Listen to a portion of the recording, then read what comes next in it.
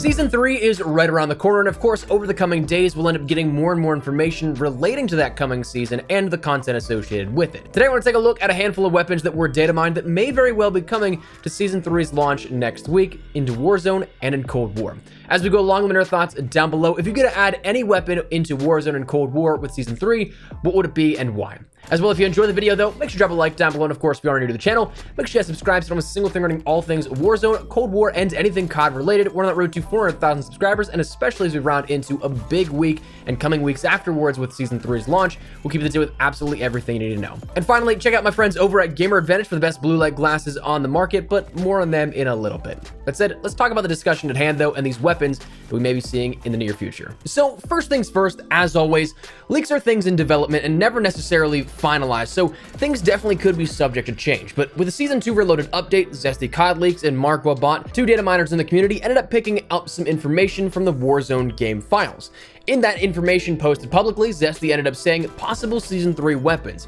In the Season 2 Reloaded update, 3 weapon variant files that are used to store a weapon and all its variants were added to Warzone. AR_T9 Fast Burst, ME_T9 Ballistic Knife, and SM_T9 Spray. He followed up then with another tweet talking about how the baseball bat was in the game files, and 2 weapons of the LM_T9 Slow Fire and PI_T9 Full Auto. This is also in addition to a recent post by MarkWaBot that introduced the prospect of the recurve bow coming into play.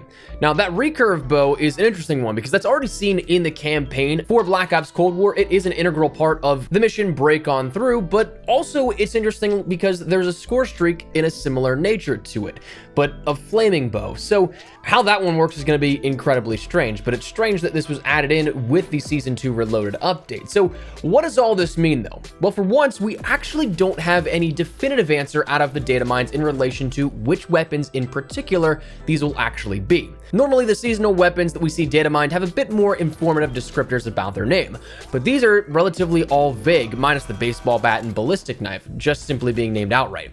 But when it comes to the primary weapons, it leaves a bit more open to discussion, interpretation, or just outright speculation. The one though that I'm very curious about is that of the first one listed of AR_T9 Fast Burst.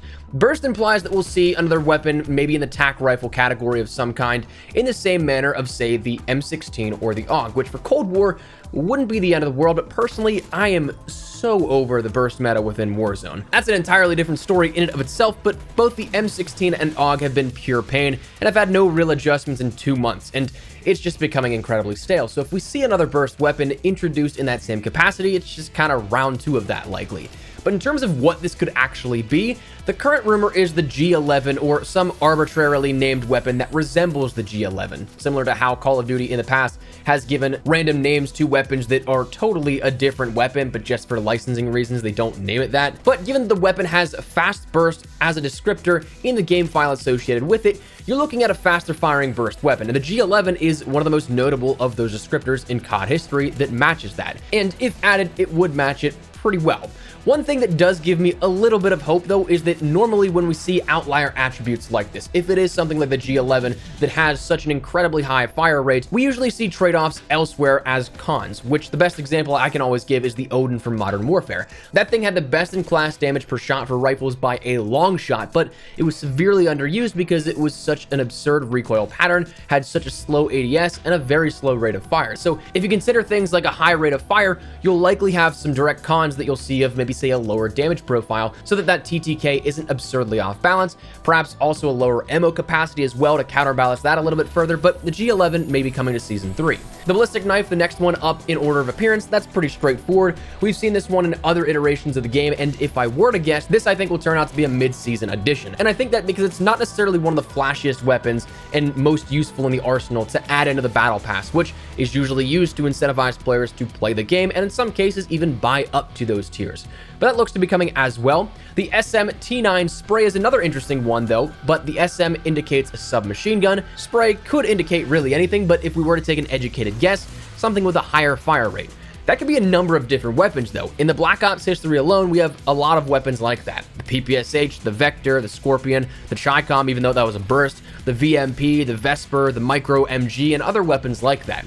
And that's only from what we've seen already within Treyarch developed games, not a new introduction of any kind. Now, my friend Ryan or Prestigious Key talked about this the other day, and I think it's actually a decent thought to have here at this. Maybe this is the possibility of something introducing us into a transition period into World War II Vanguard, that rumored game being developed by Sledgehammer that will be Call of Duty 2021 set in World War II. And now this isn't a new concept for developers to tease and lead into other games with their weaponry introduced. In fact, one of the longest drawn out campaigns of that was in Advanced Warfare, where a lot of post-launch DLC weaponry was in fact World War II weaponry, which was a direct nod, without us the fans knowing really, of Sledgehammer's next game they were creating at the time, Call of Duty World War II. So it's possible we see maybe the PPSH up on deck here at that, especially given that we saw the PPSH in the first teasers of Zombies for Cold War this year. It's there in the universal lore, just not the playable game just yet, but right now this one's still up in the air. Now, if we're talking about release times though, these three I think are the ones that we'll end up seeing within Season 3, at least immediately. I'd imagine the burst weapon and the SMG again are the ones introduced into the launch, and the battle pass for Cold War and Warzone as a part of Tier 15 and 31. Like I said, the ballistic knife just isn't too flashy, so I can't imagine that's a really big selling point for a battle pass item. That I would imagine is introduced later on down the line, like the crossbow. As for the baseball bat, that's just a melee variation, so that's likely to be introduced mid-season as well, if I were to guess, also associated with a store bundle like we've seen in recent times. But where we get on the road to a strange discussion are the final two listed. But before we jump into that, I want to take a second to talk about my friends over at Gamer Advantage. Now, you've probably heard it here on the channel before, but here's the thing. These guys don't get my normal sales pitch. If I wasn't partnered with them and you wanted my input, I'd still tell you the exact same thing. To me, Gamer Advantage offers the best blue light glasses on the market, in my opinion, and a newer product called Eye Candy to help you with your eye health even further. The glasses to start are comfortable, have true color tech, meaning you won't get any of that annoying yellow hue from your lenses that the majority of blue light glasses do, and they're durable. I'm on my monitor or my phone screen at least like 8 hours a day, and eye health is absolutely something that I'm a little paranoid about, to be honest with you, so I definitely take it seriously. And having tried blue light glasses for years, I can confidently say these are the best ones that I've ever used. As for their eye candy, it's similar to your normal daily multivitamin, but designed to improve your eye health and boost your immune system. So you can get a double dose of your eye health protection from Gamer Advantage. If you're at all interested in learning more or even ordering some glasses or eye candy for yourself, head on over to the link in the description below and use code ESPRESSO for 10% off your order. But anyways, the perplexing part about this leak are the remainders. The weapons of LM_T9 slow fire and PI_T9 full auto. Now, these being an LMG and pistol, as designated by LM and PI, refer to a slower firing LMG, likely with a trade-off of a high damage, again coming back to that Odin comparison, as well as a full auto pistol. Now, here's the thing, this is probably wrong, but I'm going to take a shot at it in the dark anyway. That could be a hot take here. There's a part of me that wonders if this is in relation to the Psychov pistol and the RAL LMG. Again, maybe a hot take, but they fit that criteria, because the RAL LMG, when it was introduced here and seen in Warzone at the beginning of Season 2 out of cash drops, it was a weapon that was high-powered but had a slower ADS and slower firing time. That Psychov pistol, well, has the ability to go full auto. Now, the only real thing going against this theory, that potentially this is them finally expanding upon these weapons before they launch them globally to everybody to use in Modern Warfare, is the fact that it's prefaced by T9, which is a designation in reference to Cold War in particular. But, I mean, come on, I can dream, right? All that said and out of the way, the thing that we need to consider now here with this is that we do potentially have that G11 coming within Season 3. We potentially have a new SMG of some kind, maybe a PPSH, maybe a Scorpion type weapon here with this, and a ballistic knife, baseball bat, and then two weapons of an LMG and a pistol that are still kind of up in the air. But what's nice is that these won't be looming questions for all that long. Not only one is Season 3 as of next week starting,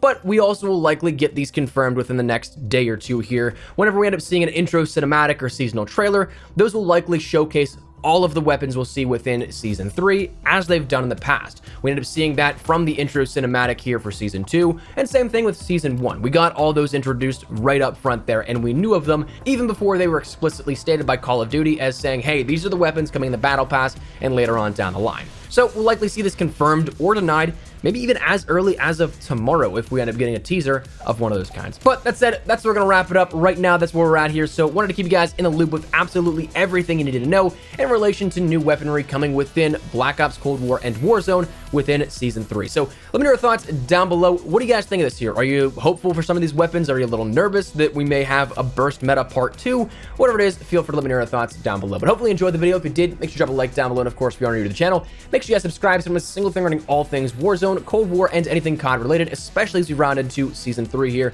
with a lot up on deck. So if you guys are interested, hit that subscribe button. If you guys also want to follow me over on Twitter and Instagram, those are the best places to get connected with me outside of YouTube. Practically live on both those. If you guys want to start a conversation, ask me a question, whatever it may be, that link is down there in the description below. That said, thanks so much for watching. My name is Espresso. I'll see you guys later. Take care and peace.